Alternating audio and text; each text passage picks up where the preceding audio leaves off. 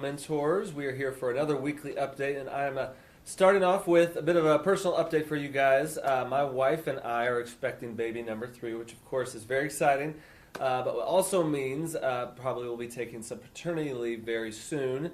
It's a little unpredictable, of course, right now. I'm not exactly sure when that will fall, but because of that and how our team runs, most likely when that happens, we'll be taking 1 to maybe even 2 weeks off doing these videos. So this is during a season where some of the updates are a little bit lighter, and so the timing's actually pretty good. But if you all start not seeing those videos, just know that is because most likely baby number 3 is here, and we'll of course be coming back with videos very soon.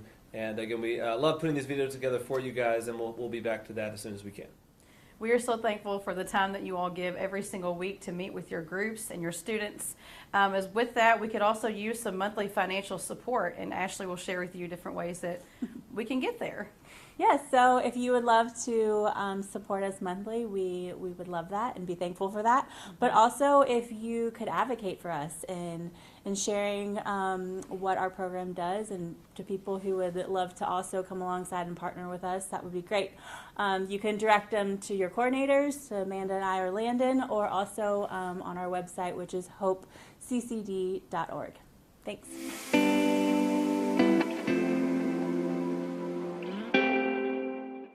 For this week's resource, I have another talking, helpful activity for you all to do with your groups.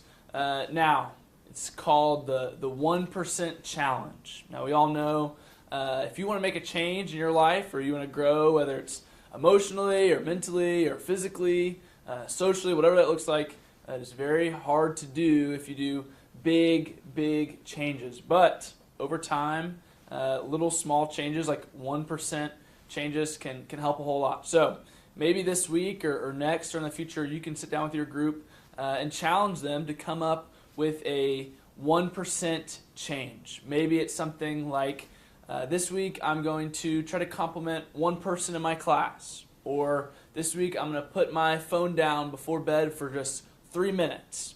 Or something like that. So start with your group, and maybe you can think about your own life and lead by example, something that you can change just a little bit in your life. But hopefully this will create some opportunities to talk about growth and habits with your mentees.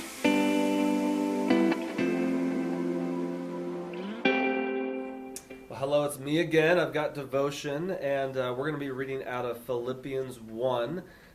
Specifically, we're going to be reading verse 21. There's a lot of good parts that come out of this section that Paul is writing, but for the sake of this video, we're just going to cover 21. So Paul writes here, he says, "For me, to live in Christ and to die is gain." So we get this very unique and in some ways backwards way of kind of looking at things here, but of course kind of this unlocks a lot of the ways in which Paul lived. And so the sermon that I heard this verse kind of talked on, a number of verses as well, the pastor kind of walked out of that sermon with 2 big conclusions, and I really think it gives us a good perspective on both how to live life, but then specifically also as we enter into our mentor groups and are walking with these kids and looking to be consistent adults in their lives. These 2 things can really kind of set the foundation for how we do those groups. And so the 2 conclusions were, 1, I'm already dead, and 2, I've already won. So again, a little bit of sort of a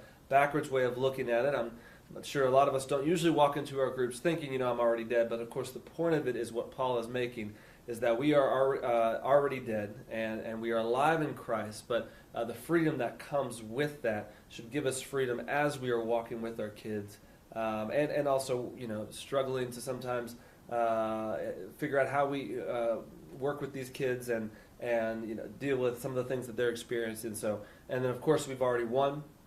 Christ has won. He has been the one who is victorious, and so the freedom that comes with that, of course, is both life-giving for us, but is something, of course, we want to give to our mentees as well. And so, again, there's a lot of encouragement in Philippians, but specifically that, I hope that encourages you over the next week as you mentor in your groups.